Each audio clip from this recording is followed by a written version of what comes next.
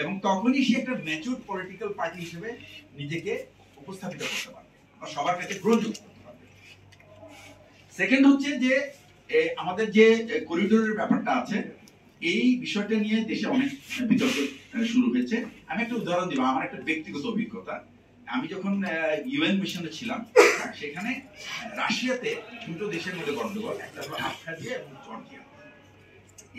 আমি এটা কেন বলছি, এটা একটা সমাধান, মানে এই ধরনের রোহিঙ্গা সমস্যা বা এই ধরনের পুশব্যাক সমস্যা যদি হয়, তাহলে এটা সমাধানের কিন্তু দুইটা উপায় আছে। একটা হলো আপনি কূটনৈতিকভাবে সমাধান করেন, আর একটা হলো সামরিকভাবে সমাধান। আমাদের কাছে সবচেয়ে গ্রহণযোগ্য পন্থা হলো কূটনৈতিক সমাধান। কিন্তু কূটনৈতিক সমাধান তখনই আসবে যখন প্রতিপক্ষ আপনাকে দেখবে যে আপনি সামরিকভাবে অত্যন্ত স্ট্রং, আপনার সেই মানসিকতা, এটা কিন্তু শুধুমাত্র সাইজের ব্যাপার না যে দেশ বড় হইতে হবে তা না, কিন্তু এইটা তার সামরিক শক্তিটা কতটুকু লিথাল, কতটুকু আক্রমণাত্মক, কতটুকু ধ্বংসাত্মক হইতে পারে, এই সিগন্যালটা আমাদের প্রতিপক্ষকে দিতে হবে। তাহলেই শুধুমাত্র তারা ওই কূটনৈতিক সমাধানটা গ্রহণ করবে। তো ওই সমস্যা হলো কি, রাশিয়ানরা জর্জিয়ানদেরকে একেবারে একটা নদী পর্যন্ত ঠেলে তাদের জন্য একটা কুশন, একটা জায়গা তৈরি করে দিয়েছে, যেখানে আবখাজিয়ানরা, ওটা একটা আরেকটা মানে ট্রাইব, তো তারা যেন সেখানে তাদের স্বাভাবিক জীবন যাপন করতে পারে।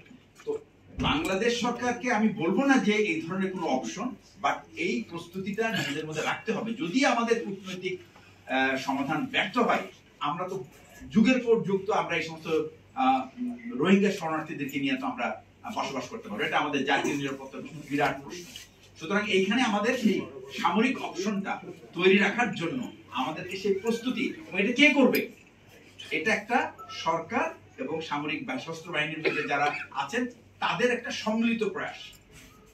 এবং আপনি যদি খেয়াল করে দেখেন যে, আমি আরেকটা উদাহরণ দিব, আমি জাতীয় ঐক্যের ব্যাপারে এখন সবাই এই কথাটা খুবই, গত 15-16 বছর কোথাও উচ্চারণ হতো না।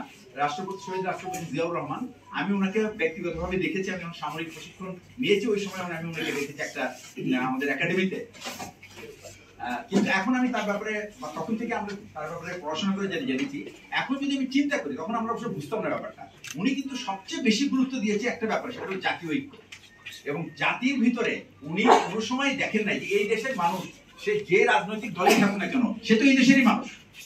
উনি প্রেসিডেন্ট সবার জন্যই, উনি বিএনপির জন্য প্রেসিডেন্ট ছিল, আওয়ামী লীগের জন্য প্রেসিডেন্ট ছিল, জামাত ইসলামের জন্য, সবার জন্য প্রেসিডেন্ট ছিল।